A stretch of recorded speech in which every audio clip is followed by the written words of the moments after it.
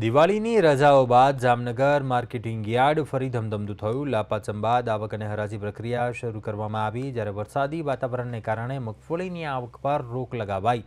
દિવાળીની ઉજવણી બાદ ફરી એકવાર જામનગર યાર્ડ ધમધમતા ખેડૂતો ઉમટ્યા।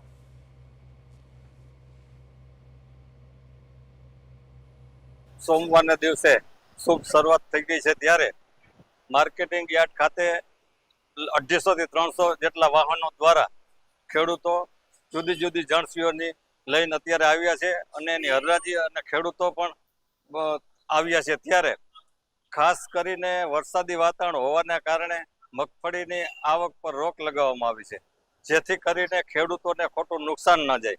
એટલે જ્યાં સુધી માર્કેટિંગ યાર્ડની સૂચના ન મળે ત્યારે ખેડૂતોને મારી વિનંતી છે કે આપણો માલ જ્યાં સુધી સૂચના ન મળે ત્યાં સુધી માર્કેટિંગ યાર્ડમાં ન આવવા વિનંતી છે।